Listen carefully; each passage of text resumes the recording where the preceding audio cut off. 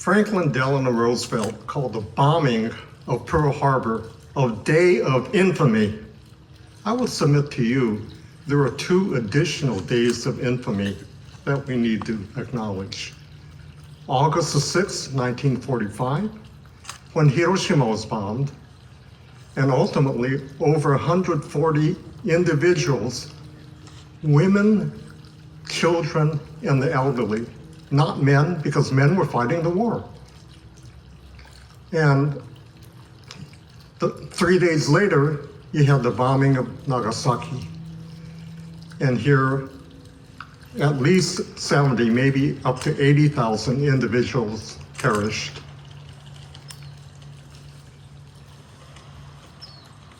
I think I'm going to preface my remarks about Sadako, actually, by a quick word about what happens when bombs drop, nuclear warfare begins and everything. Everyone talks about the radiation, and I'll mention that, but the first thing that happens are blast effects, where just the power of the nuclear bomb just sends everything flying, and they turn into missiles of their own. And then heat that rivals the sun causes firestorms. I happen to be a fire commissioner in Los Angeles, and the firestorms that you would get as a result of nuclear bombs is amazing. And then, as time goes on, you get the radiation effects. The radioisotopes that we know occur and can cause cancer, actually, I-131, iodine 131, can cause thyroid cancer. And then you have the major cause of cancer is cesium-137. Cesium-137 enters the water. And in fields and everything, cattle grazing on that grass pick up the cesium. And cesium behaves just like potassium. It gets concentrated in fruits and in grasses and what have you. And after the Fukushima Daiichi nuclear disaster, if you recall, a number of years back, everyone here in California wanted to get, iodine, potassium iodide, to protect themselves from the thyroid cancer that would be due to I-131. But cesium-137 is more diabolical and has a half-life of about 30 years. Strontium-90 also has a half-life of about 30 years, and it ends up concentrating in bone. And you'll hear the story of Sadako Sasaki, who wound up with leukemia as a result. And the most dangerous of all the radioisotopes that result from bombs detonating would be plutonium 237. And plutonium basically has a half-life of about 24,000 years. So it would remain for millennia, basically. And as I'm speaking right now, there are women in Japan who were exposed to the radiation from Hiroshima or Nagasaki, who are coming down with lung cancer because you get the vapors caused by plutonium that individuals breathe in, and they wind up with lung cancer. And so once again, women who never smoked ever at this time are dying of lung cancer in Japan. So let me share with you the story of Sadako Sasaki, and we're in the beautiful Sadako Peace Garden here. Sadako Sasaki was a young child who, when the atomic bomb was detonated in Hiroshima, and she actually survived the bomb, and she grew up to be a very healthy, athletic young girl. She prided herself in being the fastest girl in her school.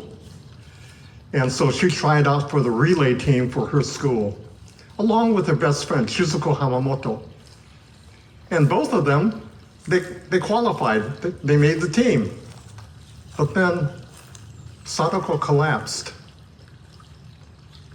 And it turned out the reason she collapsed is that she had what the Japanese call genbakubyo, literal translation, atomic bomb disease, better known as leukemia. So she got hospitalized. Early in her hospital stay, her best friend Shizuko Hamamoto came with a piece of origami paper. And Sadako said, "What's this all about?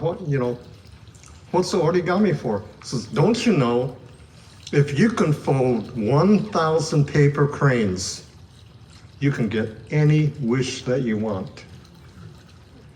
So family and friends would bring origami paper, and she would dutifully fold paper cranes.